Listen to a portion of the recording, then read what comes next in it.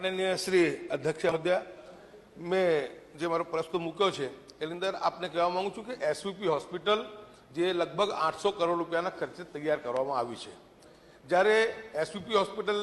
चालू करवामां आवी, वीएस हॉस्पिटल बंद करवामां आवती हती, ए समय पण જ્યારે મેં સતત 2 મહિના સુધી આંદોલન કર્યો એ પછી મુખ્યમંત્રીશ્રી સમક્ષ અમારી જ્યારે વાતચીત થઈ ત્યારે મુખ્યમંત્રીશ્રીએ બાંયધરી આપી હતી કે હું એસવીપી હોસ્પિટલની અંદર આયુષ્યમાન અને વાત્સલ્ય યોજનાનો અમે લાભ આપીશું એટલે ગરીબ પછાતો એનાથી જે છે સારવારથી વંચિત નહીં રહે। પણ મારે ઘણા દુઃખ સાથે માન્ય અધ્યક્ષ મહોદય કહેવું છે કે છેલ્લા 2 વર્ષથી જ્યારથી કોરોનાની શરૂઆત થઈ ત્યારથી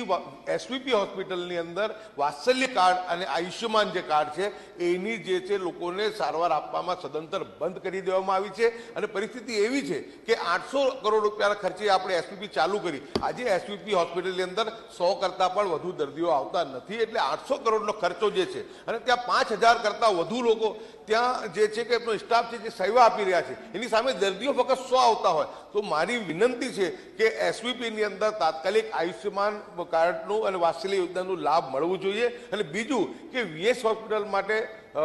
ઘણી વખત જાહેરાત પણ કરવામાં આવી છે કે એની પાછળ 120 કરોડ રૂપિયા ફાળવી દીધા આપવામાં આવ્યા છે। વીએસ હોસ્પિટલને ફરીથી એ 500 બેડની શરૂ કરવાની વાત પણ સરકાર દ્વારા વારંવાર કહેવામાં આવી છે પરંતુ એનું કાર્ય હજુ સુધી શરૂ થયું નથી। તો મારી મંત્રીશ્રીને વિનંતી છે કે વીએસ હોસ્પિટલનું કામ તાત્કાલિક શરૂ થાય અને એસવીપી હોસ્પિટલની અંદર આયુષ્યમાન ભારત અને વાત્સલ્ય યોજનાનો લાભ આપવાનો। કોરોના કાળ દરમિયાન સરકાર એ મહામારીને પહોંચી વળવા માટે જે કંઈ પણ જરૂરી પગલાં હોય તે લઈ શકે અને એ અનુસંધાને જ આ જે હોસ્પિટલ છે એ કોવિડ હોસ્પિટલ તરીકે એને ડેડિકેટેડ કરવામાં આવેલી અને તે સમયે આપણે આ મા આરોગ્ય અને વાત્સલ્ય કાર્ડની યોજના બંધ કરવામાં આવેલી પરંતુ આ હોસ્પિટલમાં આ કાર્ડ માટે 25/2/2022થી સૂચના આપવામાં આવી છે અને એનો અમલ કરવામાં આવશે। જો તકલીફ થાય તો જણાવશો।